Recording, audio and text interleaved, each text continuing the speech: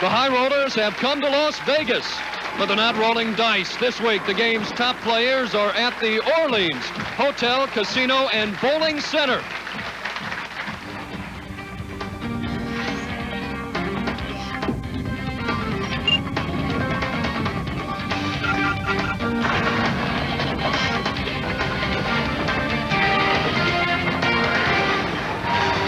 For the 41st year, the Pro Bowlers Tour makes a stop here in Las Vegas. Today, 8 players have their sights set on capturing this prestigious championship.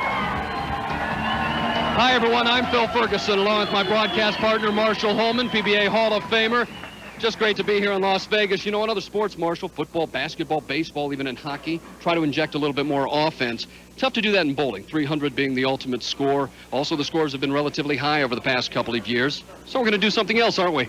Well, they have been relatively high over the last couple of years, but this week's score is a little more moderate. But the big difference, Phil, it's the format. We have 8 bowlers bowling today. In our first match, there'll be three-game shootout matches.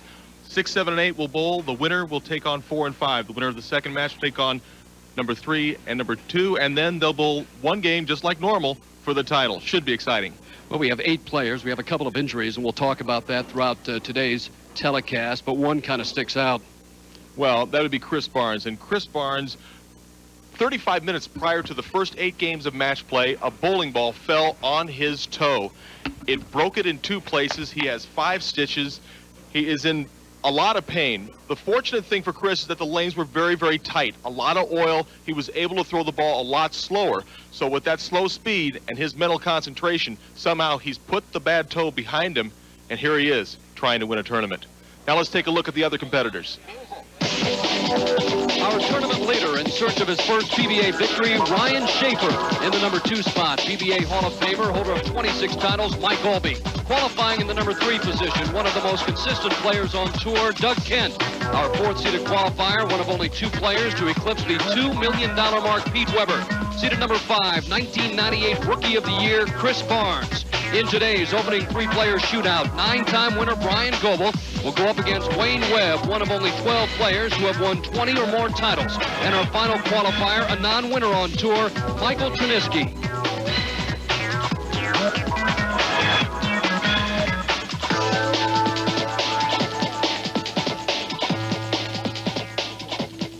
Should be exciting, Marshall. 8 players in all, and in the first match here, Wayne Webb, Michael Tryniski, and Bryan Goebel. And Marshall, you take a look at Wayne Webb with 20 championships, Goebel with 9. Perhaps they have the advantage, the experience. Tryniski making his first televised appearance. Well, it's certainly going to be interesting to watch Michael Tryniski to see how he's going to react under the pressure of the television lights. Wayne Webb will start things off here in Las Vegas from the beautiful Orleans.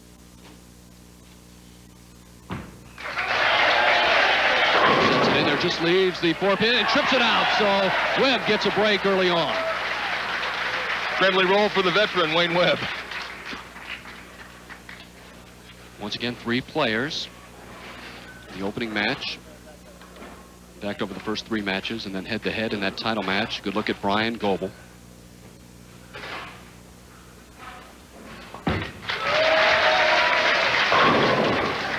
Well, he leaves the 4-pin, unlike Wayne Webb, who was able to trip it out. Now we'll check out the nerves. Michael Tryniski qualified in that final position. Spreads his finger a little bit there, Marshall. Well, he does that for extra leverage, and the extra leverage got him a cross hit. He knocks out the 6-pin, unfortunate. Goebel flams it out, picks up the spare, no problem.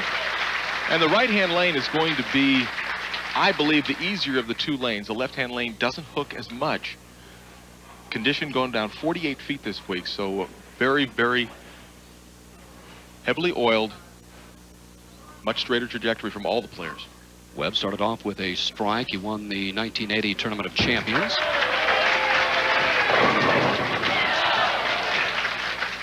Tickles the head pin, leaves the 7. This opening shootout. Bryan Goebel, been on tour 19 years, 12 as a touring player.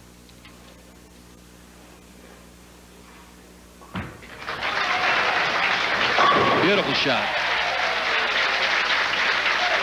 Comes back after that opening spare with a strike. And Webb converts the 7-pin, so Webb and Goebel even. Tryniski with a strike here in the second frame could take a 10-pin lead. May have loosened him up a little bit with that crossover strike the first shot. Hey, it is a nice way to start. Getting a good break. Very deliberate player.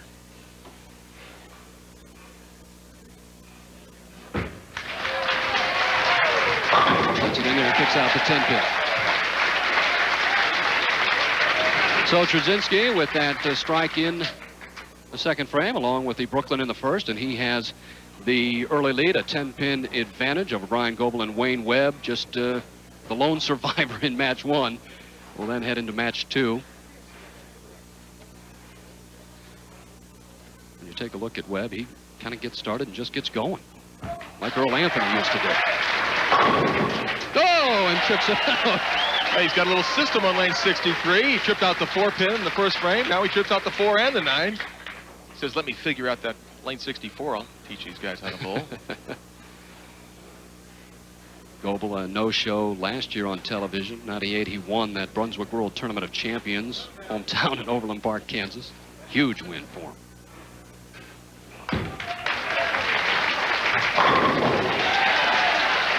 Solid in the pocket for Goebel, and now Tryniski trying to make it 3 in a row.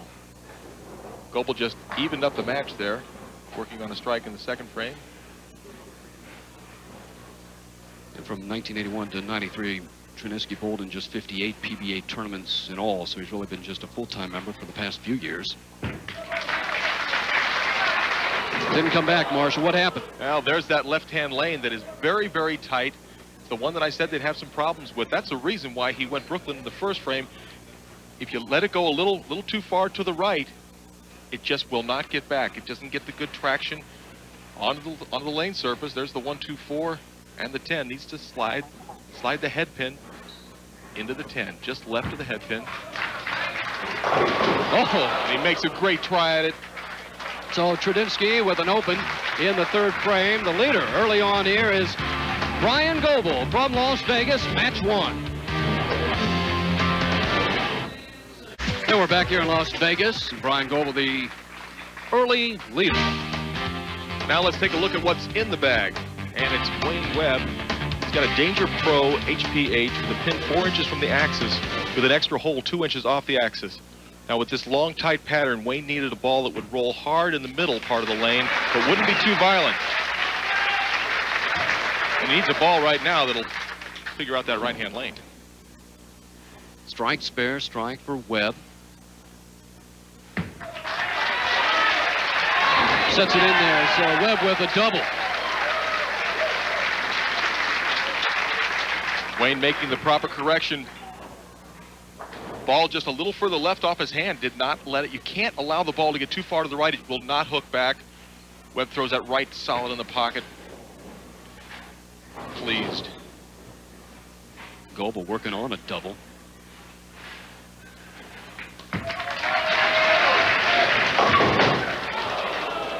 Now without the swing area to the right, forces the bowlers to go more direct.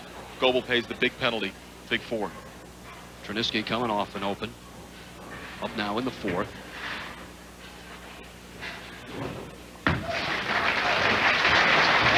Sets in.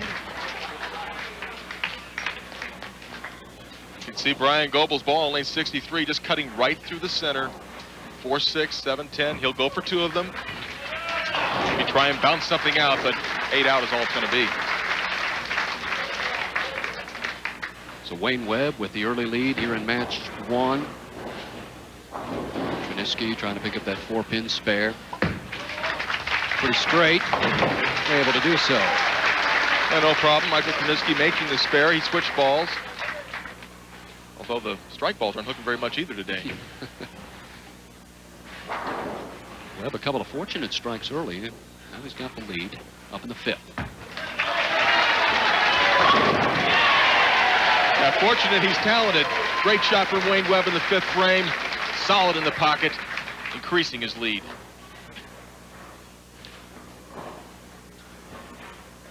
Goebel now up in the 5th frame. Trying to come back after that open in the 4th. Get back on track. Beautiful style, sends it out. Here it comes. 5-pin, taking care of the 7. Powerful strike for Goebel. Tryniski up quickly. You had mentioned once he gets up on the approach, takes his time.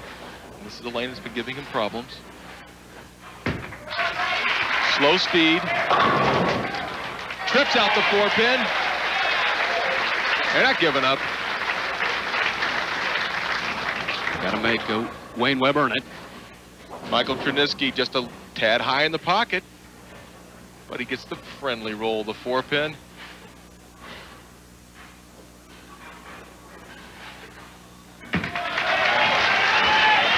Looking for 4 in a row and has it. So the veteran. Webb loved it off his hand. You could see as soon as he let the ball go, he was excited about the way it looked. He has taken command here, 4 in a row. He started off with a strike and spare, now a 4-bagger. Bryan Goebel out of Shawnee, Kansas. He needs this double. He's 38 down. He's going to get into 28.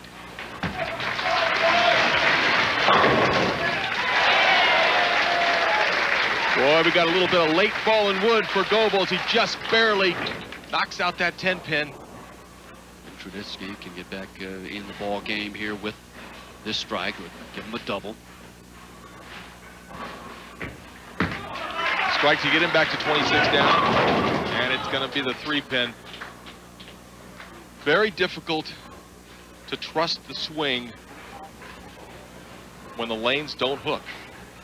Right through the nose. Fortunate the 10-pin falls out, leaves a relatively easy spare.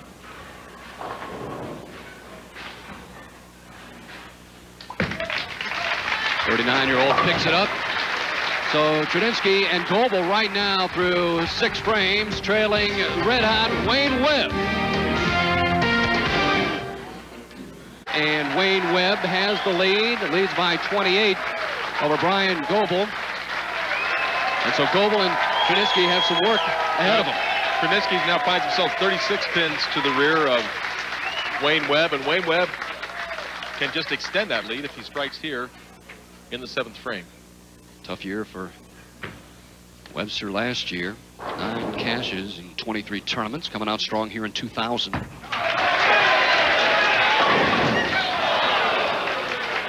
Well, his 4th shot on lane 63. 3 of them have come in just a touch high. That's the first time he didn't trip something out. Now Goebel now can inch so much closer with a big strike here. He's working on a double.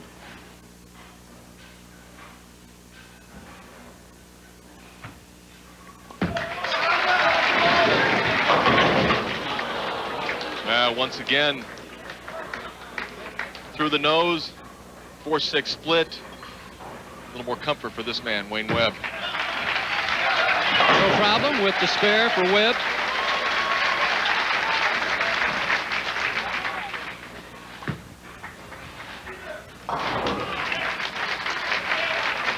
Goebel picks up 1. Falls back now, so Tryniski has a chance here, but he's working on a spare in the 7th frame. Now for Tryniski and Goebel, they need lots of strikes. Oh, and a solid 8. You can see Michael smiling, but oh, it's a wry smile. He's not happy with that. Just dead solid, perfect. So Webb leads by 41 over Goebel, and now with a spare here, Tryniski will trail by 36. Webb up now in the 8th frame, working on a spare. He's throwing some great shots here in the opening match. He's keeping the ball in play, and right now that's all Wayne Webb needs to do. No problem with the spare. Tryniski looking for that first PBA title and looking for a berth in the Brunswick World Tournament of Champions, but it doesn't look like it's going to happen this week. That certainly doesn't miss single pin spares. Now when you win 20 PBA championships. Oh, wait a minute, I missed single pin spares and I won 22. What are you talking about, Phil?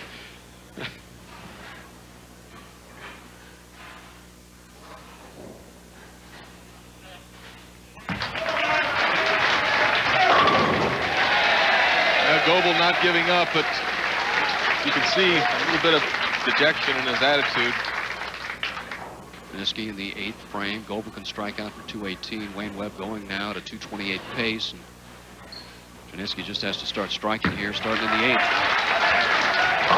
Very soft speed. Kicks out the 4-pin. Leaves a solid 8 in the previous frame on a perfect shot. You can see Wayne Webb, 40 pins up on Goebel, 35 on Tryniski.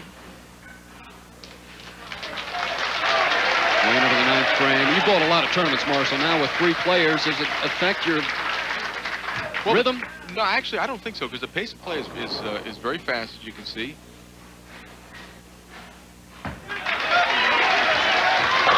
Locked in. Yeah, what it does do, Phil, is it you know, instead of only having to beat one guy, now you got to beat 2. So it doubles the problems of trying to advance to the next match. But Webb's in good shape right now. I would imagine those players that don't really like to look at the scoreboard may have to look at the scoreboard when you're talking about a couple of players up there. It's Goebel now up in the 9th. He needs this for any chance. And it's the 4-pin.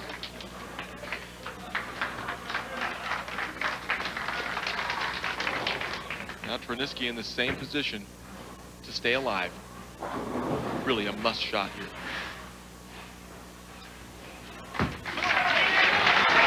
And he's going to get it. So he can still shoot 223. And a couple of Brooklyns Tryniski has in this opening game as Goebel picks up the spare.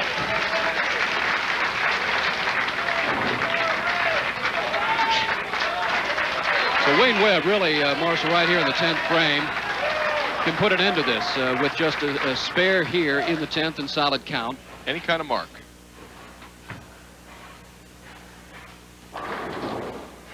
Spare and 6 pins would give him the victory.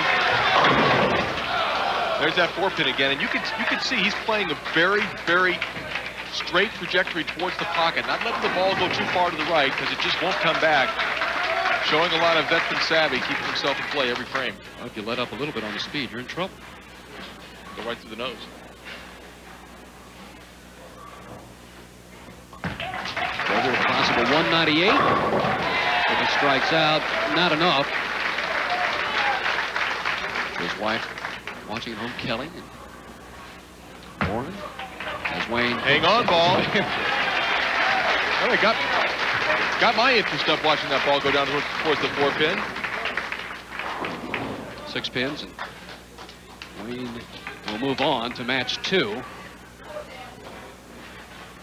Goebel still working hard. Trying to make a credible finish. And gets the second strike in the 10th to get him into the 190s. The 6 pins, you want to just throw it? High and hard. No chance, right? So really a very, very professional game going by Wayne Webb. Never missed the pocket, kept his ball on line. He shuts out the 2 competitors. First 3 matches, 3 bowlers each. Championship match, head-to-head. Goebel finishing out his game. 198 for Goebel, but Wayne Webb will move on with a 228 here in the opening match from Las Vegas. Wayne Webb will move on to match 2, and he will take on a couple of very tough competitors, Pete Weber and former Rookie of the Year, Chris Barnes. That match up next. We're at the Orleans in Las Vegas, and match 1, Wayne Webb, 228. Bryan Goebel, 198, and Michael Tryniski, 189. Webb threw a lot of great shots. Well, Webb, the PBA Hall of Famer, showed how he got to there. This is going to be a wonderful match. We've got Pete Weber, Hall of Famer, Wayne Webb, Hall of Famer, and Chris Barnes, albeit with a broken toe, certainly looking like a future Hall of Famer. We'll get to the story concerning Chris Barnes in a moment. Pete Weber will start the match.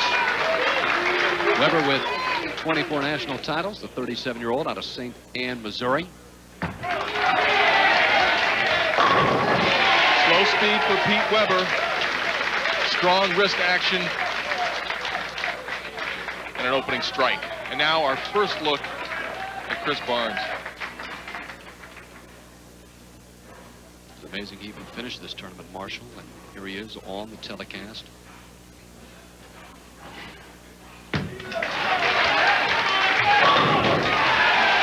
Solid in the pocket for Barnes.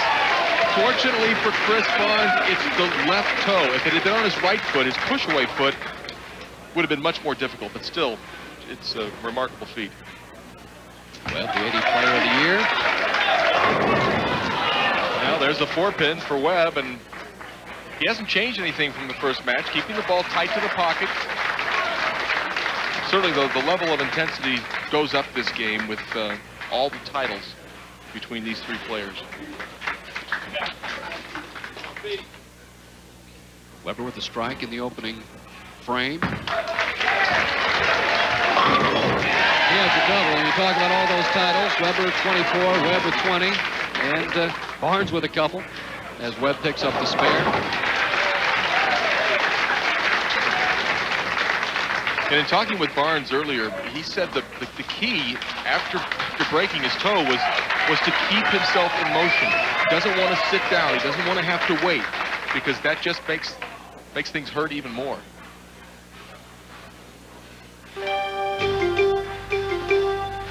Barnes trying to make it a double here in match 2.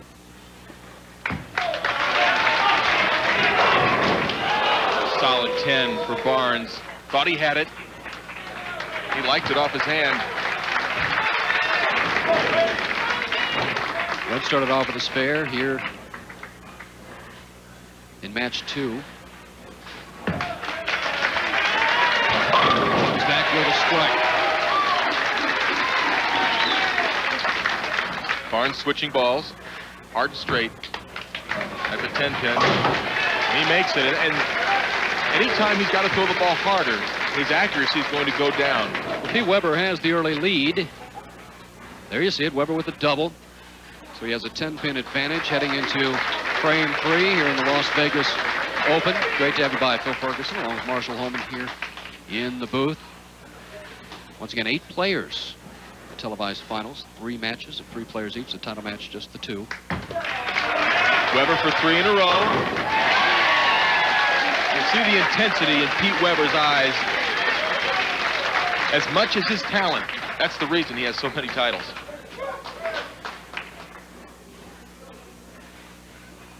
With a sore foot, folks will say, does it bother a player that much? But I wouldn't have finished. it up comes and strike for Barnes. Strike, spare, strike. A gutsy performance.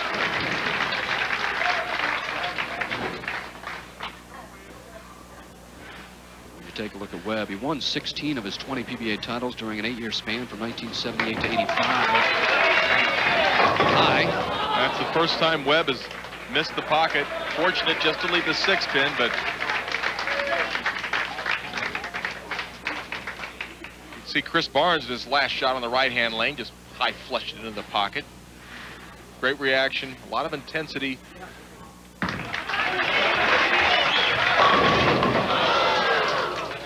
Another 10-pin, Marshall. Flat 10 from Webber. No problem with the spare for Webb, who won the opening match with that 228.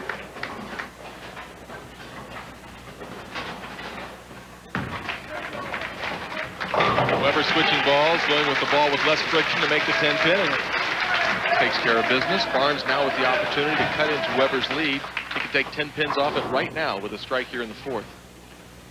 Made 6 shows last year. One in Portland, a heartbreaker. He lost the Brunswick World Tournament champions to Jason Parrish. Well, he left a solid 10-pin. Second frame, now he leaves the half 10-pin here in the 4th frame. What type of adjustment does he have to make on the left lane? Well, I'll tell you, with as tight as they are right now, the only adjustment I can see is just to maybe throw the ball a little slower. That would never get back. Fortunate, just the 1, 2, and 4. A couple of errant tosses for Wayne Webb this game. Never missed the pocket in the opening match.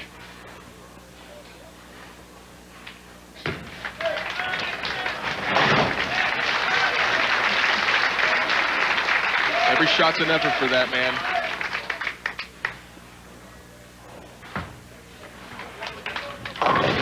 Despair hangs in the match early on. Through 4 frames, Pete Weber on top. He's 22 pins ahead of Webb and 19 pins ahead of Barnes. Classic style of Pete Weber. Bring it back, set it in there, and gets the 10 pin out this time.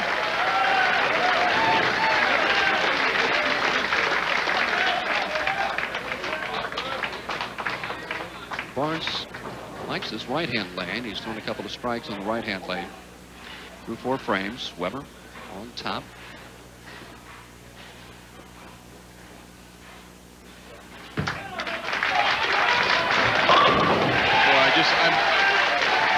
I just can't help but marvel at how good that Chris Barnes is throwing the ball, making great shots. 5 shots right in the pocket.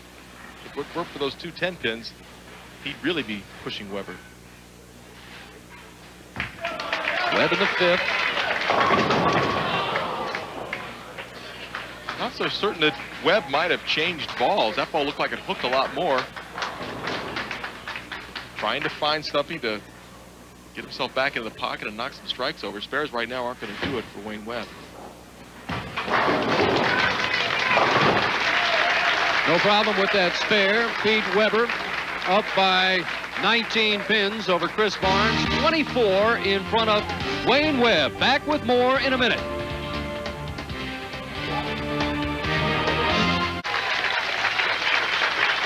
Here in Las Vegas, Pete Weber with the advantage midway through match 2. 24 pins in front of Wayne Webb. Chris Barnes trails by just 19. Pete Weber looking awfully strong.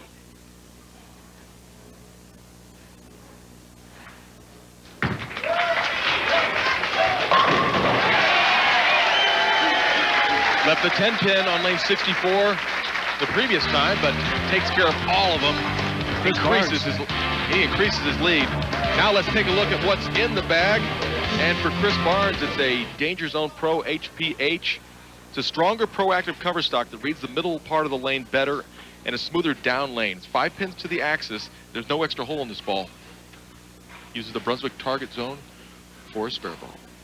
Love to get a double here. He's throwing every shot in the pocket. Hold on. Oh, he didn't get that ball a chance to get away from the pocket. I'm going to bet this is a place to be. Doesn't look like his toes bothering him right now, Phil.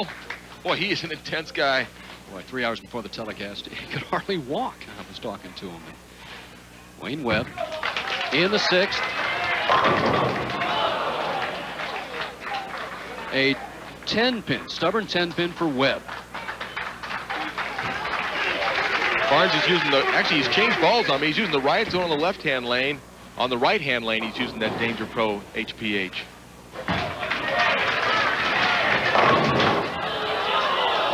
Weber getting a good break, knocks the 2-4 out of the 2-4-5. These are relatively easy spare. Webb, the Hall of Famer, picks up the spare. There's the 2-4-5, and now there's just the 5. Very easy spare. No problem for Weber. Right now, Chris Barnes working on a double.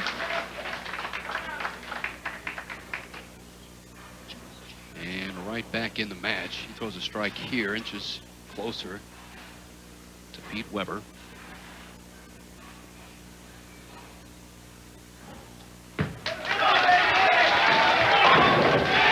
That ball did not hook a bit. He pulled it. He knows he got away with one. I guess you feel no pain once you start throwing those strikes in the heat of competition. It just goes to show that the human body can really do amazing things.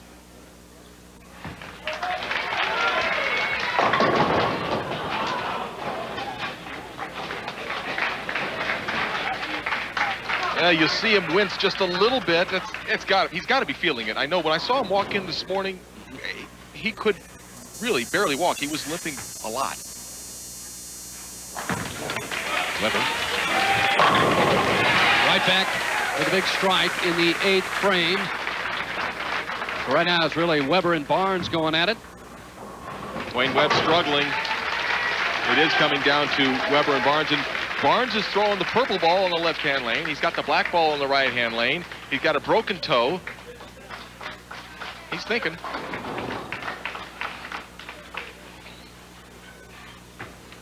Earned over $120,000 last year. He's got 6 telecasts, ranked 4th by the PBA computer rankings. Chris Barnes, Bowler's Journal World Amateur of the Year in '97. Great amateur player comes out here doing a number.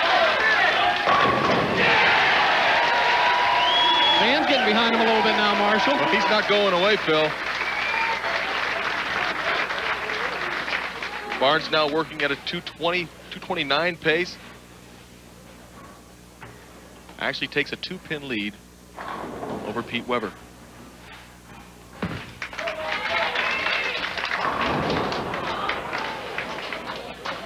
Webb is searching a little bit. I think Webb's just trying to get out of their way right now. He's certainly lost.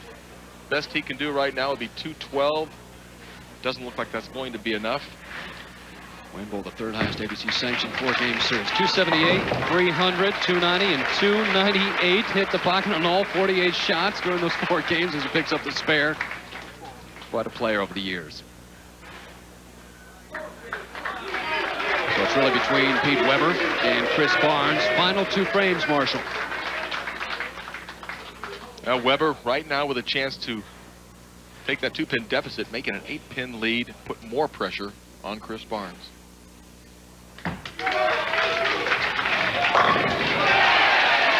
Great shot from Webber. It shows off a little bit of his strength. Yeah, we talked about Chris Barnes' foot.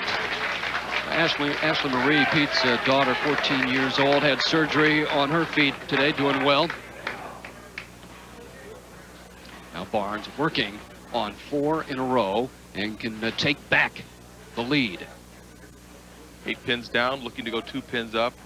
And if he strikes here, Phil, he cannot be shut out in the 10th frame.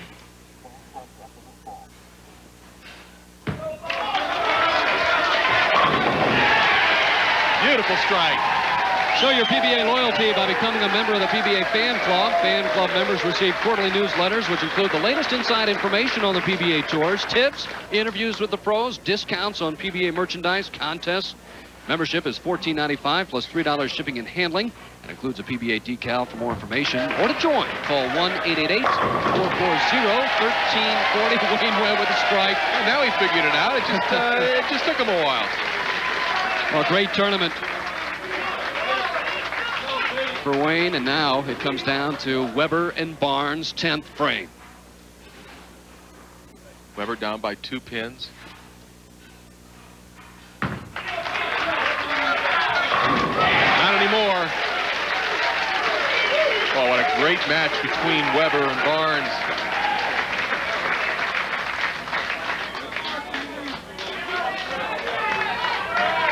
See Barnes closing his eyes. What he's doing is he's visualizing the ball rolling down the lane and striking. Part of his pre-shot routine. Well, he's had 7 strikes so far through 9 frames. And he's got to have this one.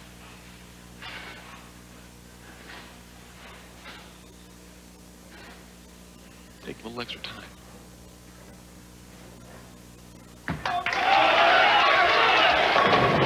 Oh, yeah. Right now, I don't think he even knows anything about his toe. He's just thinking about getting one more strike. Powerful shot from Barnes. 5-pin goes to the wall. The reaction of a man who wants to win. Hold on. Oh, Webber trips out the 4 to 7 and really got away with murder there. Possible 258 for Webber. Boy, I did not think that ball was going to hang on and strike. Knocks the 4-pin out, trips it out, and then Webber goes, yeah, Barnes had it all the way. Needs this one. What a match. Webber can shoot 258. If Barnes strikes out here, 11 to 12, 260.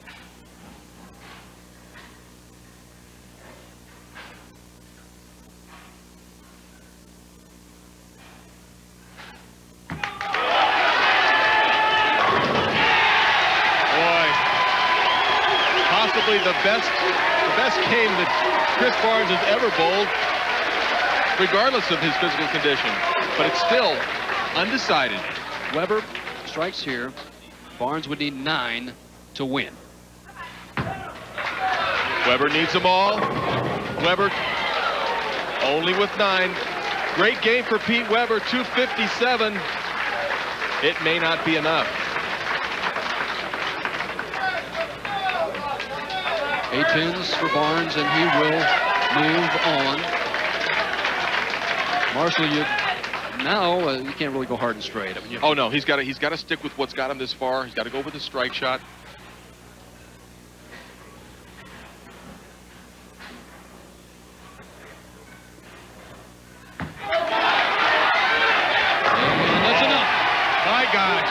What a great performance from Chris Barnes.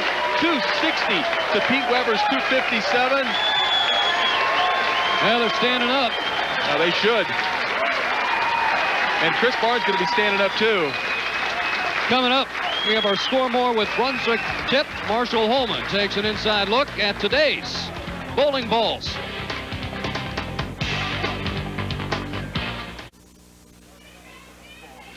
Well, Chris Barnes survives 260. Pete Webber with that 257. Wayne Webb 191. Chris Barnes moves on. Taking a look at our upcoming stops next Sunday. Don Carter's All-Star Lanes in Dallas. And then the following Sunday, 12:30 start. Holiday Bowl in Brainerd.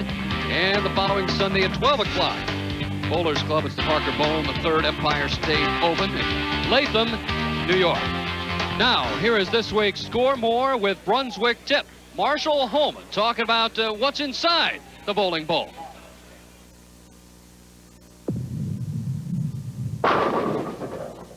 When I first started bowling, the inside of bowling balls looked like this.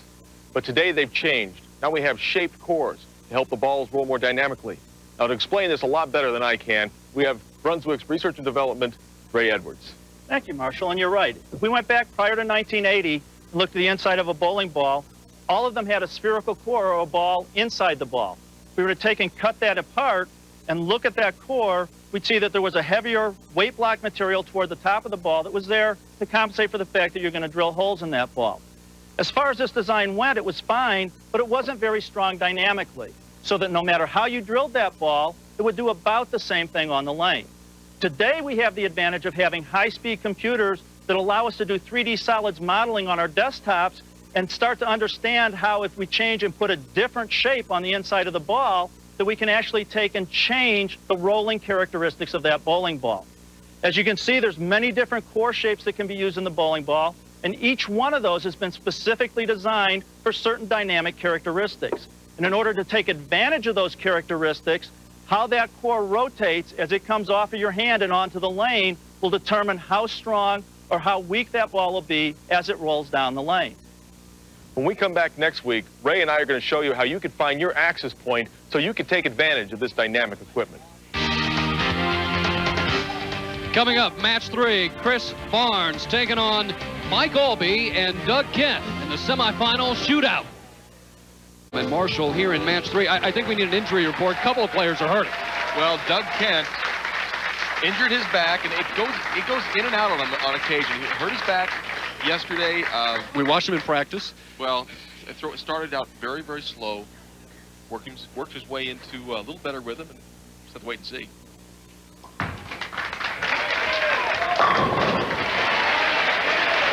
No problem for Ken. Is that these, people say that bowlers, don't have strengths. They're not athletes. Well, I think Kent and Barnes are proving them wrong right now. Well, you talked about a couple of Hall of Famers last match, Marshall. Now Mike Aulby, another PBA Hall of Famer.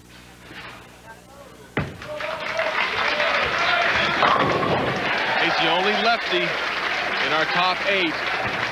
Has the whole side to himself, and he likes to throw the ball slow.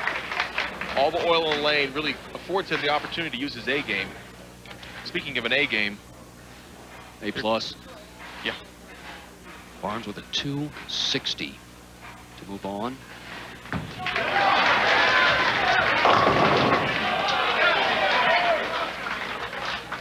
Yeah, ball hooked early on him. Surprised him. He'll switch to the spare ball. Throw the ball much straighter. You know, the lanes change as the balls are thrown on them. They go through a transition. Barnes may have to move a little further left. Next time on lane 63, no problem taking the spare. Gets that spare in the first frame, so Kent and Aulby with strikes in the opening frame, and Barnes a spare. Kent with 3 national titles, 3 regional titles.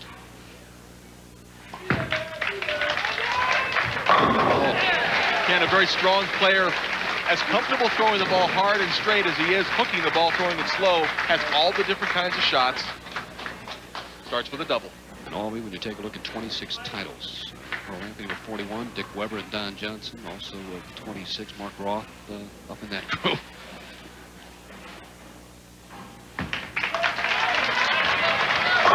Gets a strike, an advantage for Aulby being the only lefty?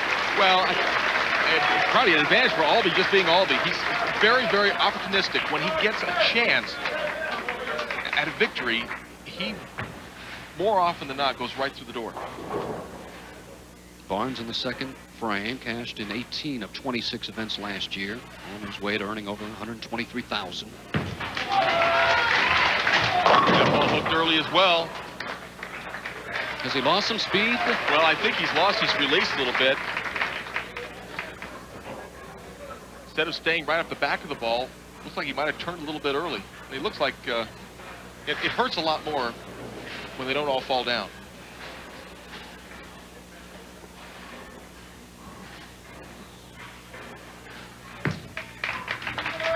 Barnes picks up the spare, so he's got a couple of spares, and Aulby and Kent with 2 strikes to start off this semifinal match.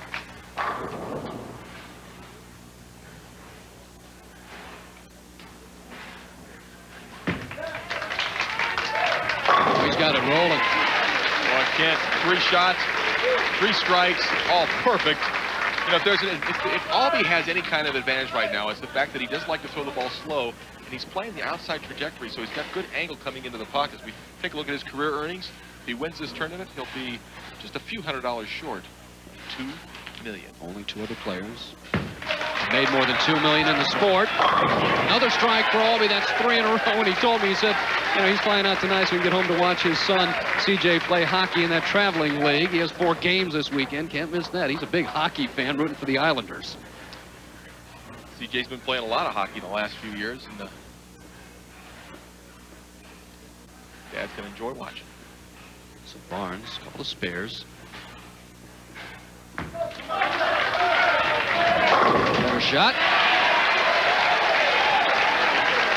He has had to move further left on the approach. Take a look at the release of Barnes, right up the back of the ball. Boy, I'll tell you what, that is just beautiful. You talked about Barnes, a great amateur player, and you even said, you said should be in the Hall of Fame down the road. Well, you know, given enough years of service, Barnes is almost a lock. As you can see, Kent and Aulby perfect through 3 frames. Barnes got a couple of spares and a strike.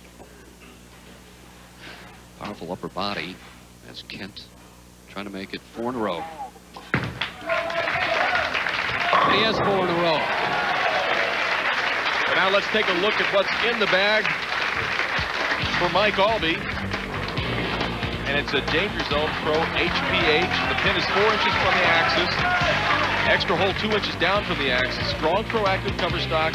It's got a strong mid lane without too much snap. And the reason he doesn't want to have too much snap is because he throws the ball so slowly. Brunswick attack zone for his spare ball, but Aulby hoping not to have to use his spare ball. Aulby trying to make it 4 in a row and keep pace with Kent. It does just that. The 9-pin, maybe the last to fall. Seeing what looks like a kind of a carbon copy of the last match. You know, Webb looked so strong in the first match. Second game, he got lost. And now Barnes a little bit lost towards the start of this game. The other 2 competitors, nothing but strikes. Barnes started off slow, 21st, and he moved his way up towards the end. Much deeper. Trips the 4, leaves the 9, and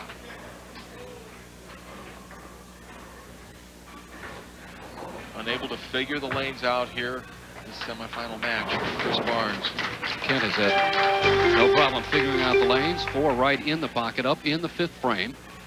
Extra $10,000 should a player toss a 300 game. I just said it. 5-7. Ball not grabbing enough, not getting enough traction to get that 5-pin out.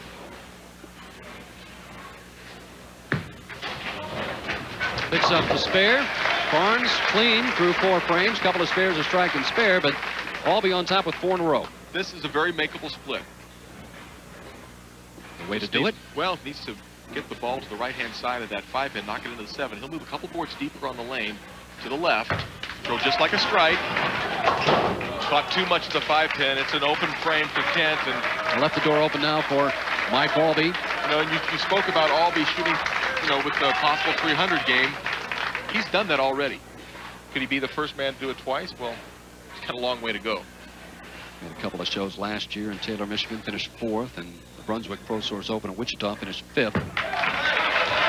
Got a hold. Oh, it did. That ball looked like it was a little bit right of his target.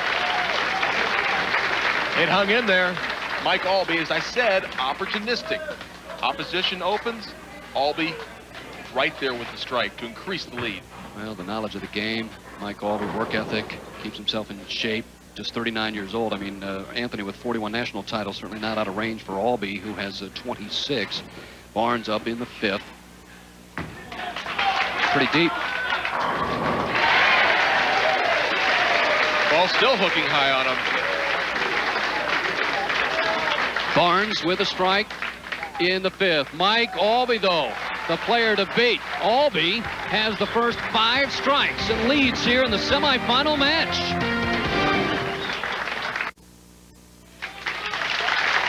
Mike Aulby in command, at least midway through this semifinal match, 5 in a row. Aulby on top. Doug Kent open in the 5th frame after the first 4 strikes. Now Kent back in the pocket, and you know, after just 1 open frame, Kent went from being tied with Aulby to being 24 pins down. Aulby blowing in the thumb hole a little bit. A little moisture just to make it a little tackier, give a better feel of the ball. The 4th place in Taylor last year was his best finish. He struggled a little bit last year. And it's another strike for Aulby, and he has the first 6. You can access all the latest information about the PBA by checking out the PBA's website at pbatour.com. The site, sponsored by Brunswick, features all the latest tournament standings, stories, stats, and news from the PBA, as well as game-by-game updates during match play and scheduled live chats with the pros. I check it out a couple of times a day. Well, I check it out before I come to the tournament to see how the players are doing, and keeps me up to date. Barnes trying to make it a double. His ball hooking early every shot, and he's got to be wondering, what can I do? The balls burn up the oil in the front of the lane, carry it towards the back of the lane. So the more they bowl on them, Phil, the tighter they become toward the pins, and the more they hook at their feet. Barnes. Uh-oh. Uh-oh. Well, lucky, fortunate. Doug Kent in the 7th. Needs a double. And he's got it. Putting some pressure on Aulby with that double. See Chris Barnes as he converts the 6-10. Not exactly the way that you want to teach your youngsters, but worked that time. Okay, Aulby now has the first 6. Goes through the same routine, leads by 34-51. Low speed, hooking back. Doesn't get back up the pocket. Leaves the 3-pin. You know, I thought with this, as slow as he threw that ball, he got a little bit to the left of his target. I thought it might recover, but should be an easy spare for Aulby. You talked about the transition in the lanes. What can you do as a player? Do you change equipment, move your feet? Barnes up in the 7th. Now Barnes just keeps moving left. He keeps going deeper and deeper onto the lane, trying to get fresh oil for his ball to roll through so that when it gets down towards the pocket, it can make its transition in.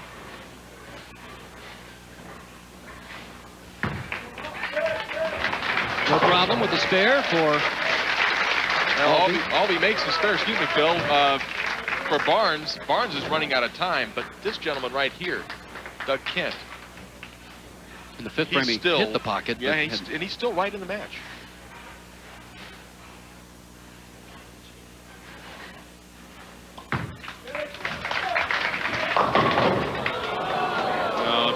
Now he's put himself in real jackpot, leaving the 4 and the 10.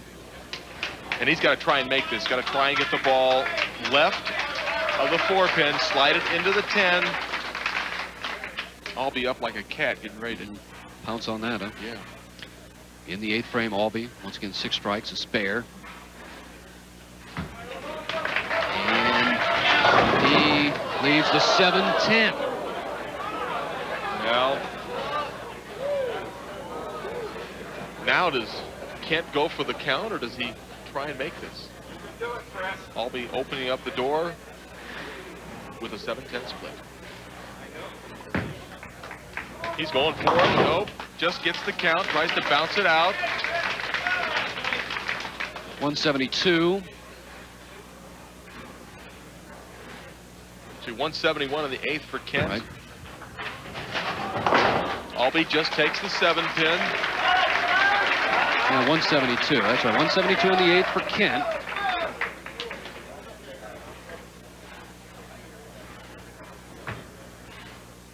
Right now it's Aulby in charge, 196 through 8. 24 pin lead.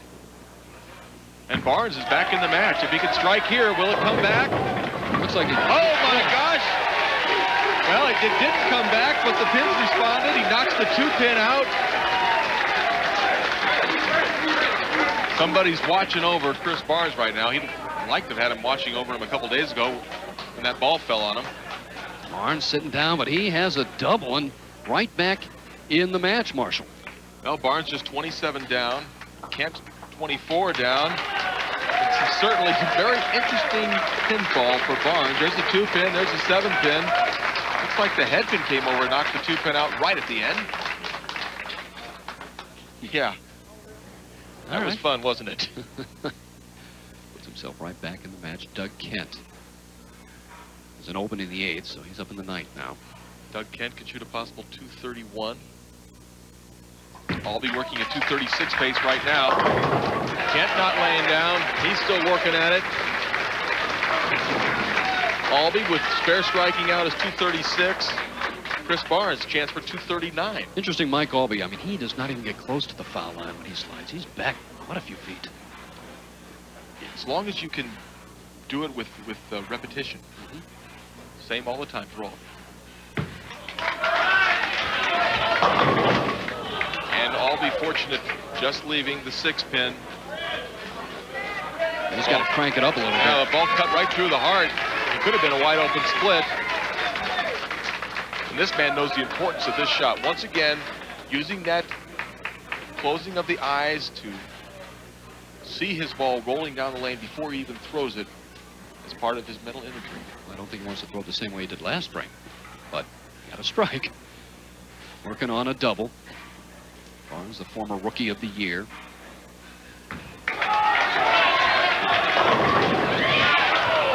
Seven pin does not fall. Really made a great shot. Ball just didn't have enough power to knock down the 7. Looks like that might be it for Barnes in his quest to get this title. That's got to hurry. I wasn't sure if Aulby had that or not. See Barnes' ball entering the pins. The ball does not touch the 5 pin, so it doesn't throw the pins over to the left. Kind of shook him, but he wanted to get down here, but it hurt a little bit. Not able to knock it down. He makes the spare, and valiant effort from Chris Barnes. Possible 218 for Barnes.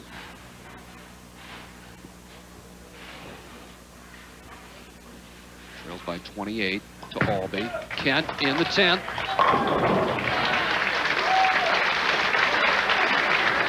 Doug Kent still right in there. Now working at a 2:22 pace. One more for 2:32. At least make Mike Aulby show up here in the 10th frame. Aulby needs a mark.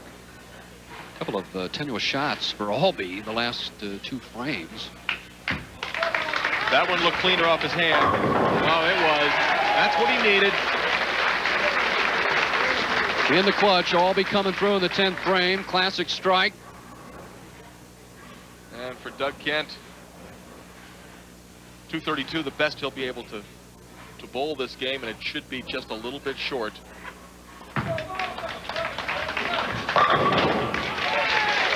Great game for Kent. Had a couple of opens. Didn't make any spares. Had a lot of strikes, 2 opens, and he can shoot 232. And Aulby just needs silent count. He's got 2 balls to do it. He needs 8 pins. Aulby is the winner here in the semifinal match, and Mike Aulby survives our semifinal match here in Las Vegas. Aulby will now take on a non-winner on the PBA Tour.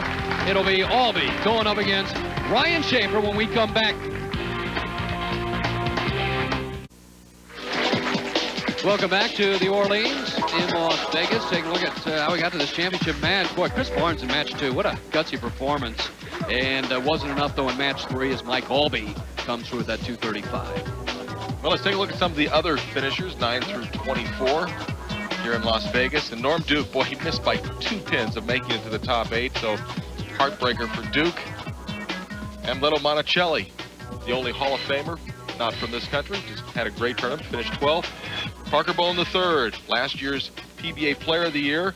Off to kind of a slow start this year, Phil, but I'm sure we'll be seeing more and more of him as the weeks progress. So in this championship match, Mike Aulby going up against Ryan Shafer. Kind of tough, isn't it, for the young kid? Ryan Shafer has had so many great tournaments, has been so close to winning on many occasions.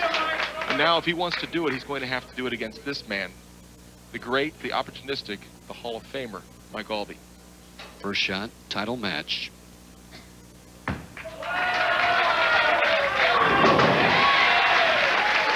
You can see Aulby very stoic in his reaction. It's early in the game. Believe me, this man knows it's not just another competitor. Well, Ryan looked like he was struggling a little bit during practice. Yeah, he was the dominant player during the week. Watch the release and the energy on this ball.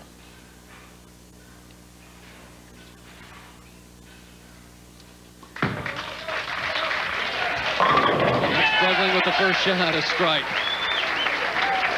Ryan Shafer looking for his first title, voted the 1987 PBA Rookie of the Year. 87, that was a good year.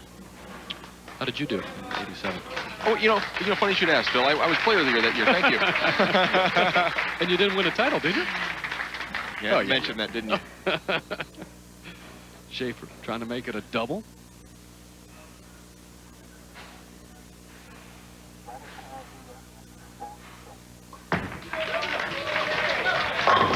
And he blows it out, so he'll take it. A double to start the title match, and Aulby now has to answer.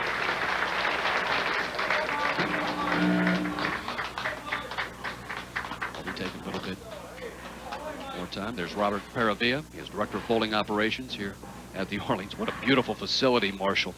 Very, very nice. 70 lanes, state of the art, and everybody's been very, very nice to all the players and us as well.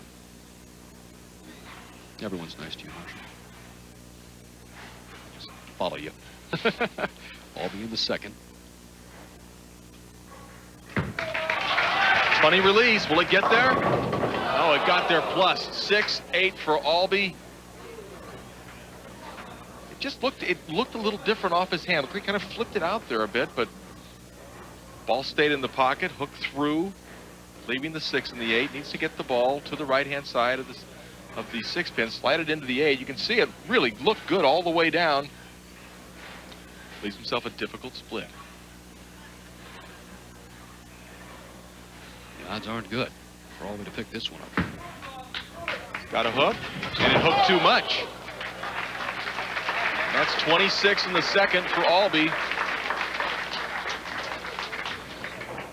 And a nice gift for Ryan Shafer early in this championship match. Well, Aulby a win, $25,000 on top. Would just be $400 shy of the $2 million mark. Walter Ray Williams Jr. on top at $2,400,000, and then Pete Weber saw earlier on the telecast at $2,170,000. Marshall Holman 7th on the list and dropping. And dropping. Thank you.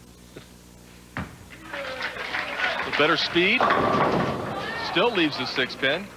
Now the lanes are transitioning on Mike's side as well. Even though he's the only bowler bowling on the left-hand side of the lane, he's carrying lane oil from the front down to the back of the lane. So adjustments have to be made from all the players, and you've seen each game very difficult to stay consistent from one match to the next. Might bode well for Ryan Shafer.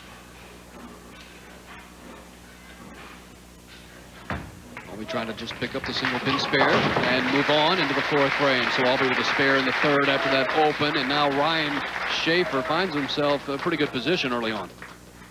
He's got a 24-pin lead with the opportunity on lane 64 to stretch it to 34, and this could very well be the biggest shot he's ever thrown. Really put himself in good position to win this match.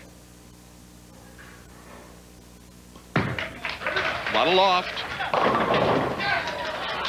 7-pin does not respond. So close, just a little light in the pocket. Well, a few years ago, I guess in the 80s, Pete McCordick had been out a long time, hadn't won a title, and they talked about him being the top player out there not to have won, and I think it weighed on his mind. And Ryan Shafer, how's he been able to handle it? He's been out here a while. Well, he has been out here for quite a while now, and you know, that's not exactly a moniker you want to wear. Most money ever won by a player not winning. You'd like to get rid of that today. And if there was a knock on Shafer early in his career, it was the fact that he could not make spares with regularity. Now he's become a much better spare shooter. You can see Shafer with a 23-pin lead over Aulby. I just have a feeling with Shafer, I mean, you just don't want to leave the door open for the great Mike Aulby. And he did pick up that spare and has to continue really to mark. 4th frame.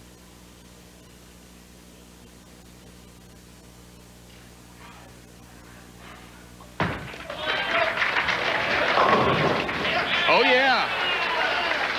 Late 7-pin, but a very, very sound shot from Shafer in the 4th frame. He's got a good line into the pocket, Phil, and that's the most important thing for the players, is getting yourself comfortable knowing that if you make a good shot, it'll get to the pocket. Shafer's got that right now. Aulby up in the 4th. Strike, open, spare.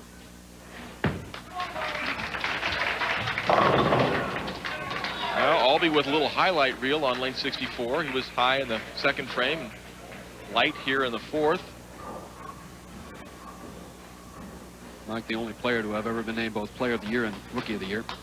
You'll see the ball trying to capture the 1-2 pocket. Doesn't get enough of the head pin. Head pin goes around the 2, and he's just a little lost. Picks up the spare. Mike loves it here in Las Vegas. Over his career, he won the PBA National Championship here. Also won the doubles with Steve Cook in 85, 86, and 89. The Las Vegas Open in 93. He owns a 32-lane bowling center in Lafayette, Indiana, called Mike Aulby's Arrowhead Bowl. And boy, he has just been a great spokesperson for the game. Well, if there was, yeah, he really is a do the right thing kind of player, and that's just the kind of man he is. Right now, he's got to get it going. Good release on the left-hand lane. Well, he's found that lane.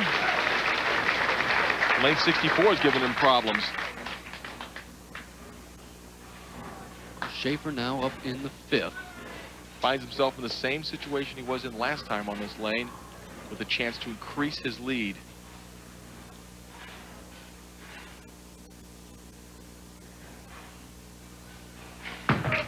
Lots of loft. And perfection for Shafer.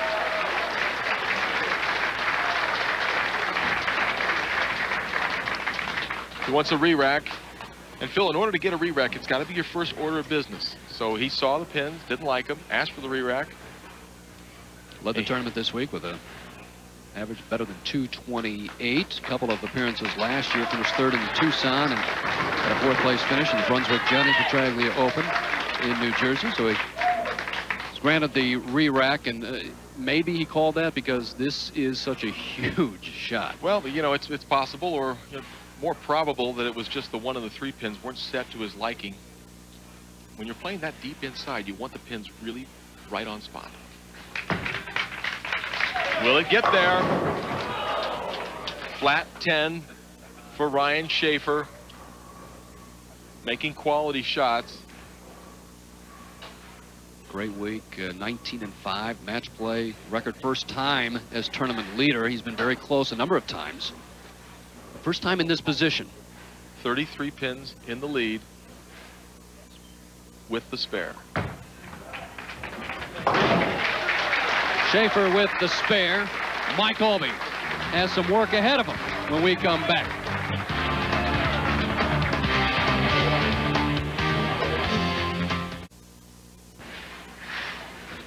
Welcome back.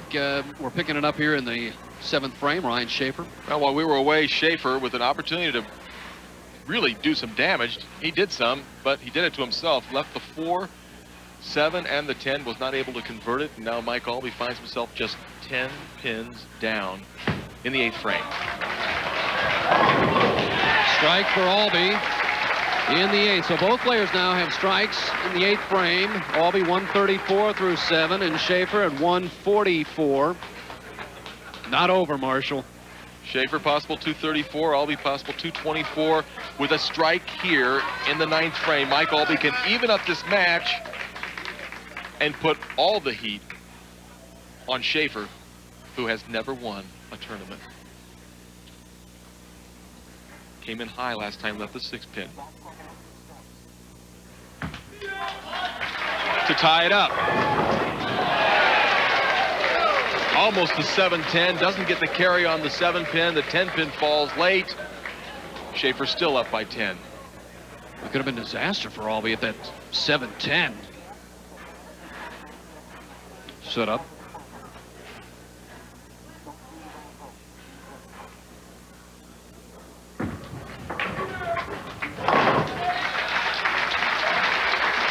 Right now, Ryan Shafer. Came in high last time on 64. Needs to give the ball more room. There it is. That shot right there could take him a long way, maybe all the way into his first title. Remember, the Brunswick World Tournament of Champions. If he wins. And winning your first PBA title. You remember what that was like? Well, fortunately, my memory is good enough I can remember back that far. Mike Aulby, he sits and waits. All right, Shafer, what does he need here in the 10th? Well, he needs a mark. Nice position to be in. Not always easy.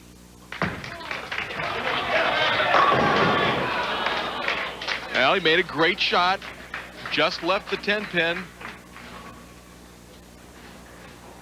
Just needs to spare this up and stay on the, and to keep the ball on the lane.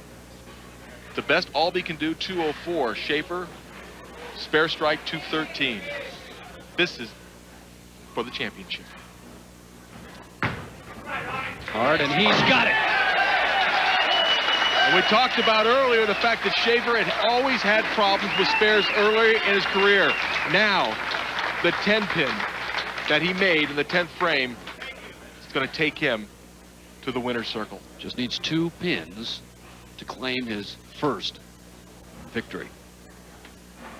Shaking a little bit. Wow. Well, you got to feel good for Ryan Shafer. There it is. Congratulations to Ryan Shafer. Shafer is the winner here in Las Vegas.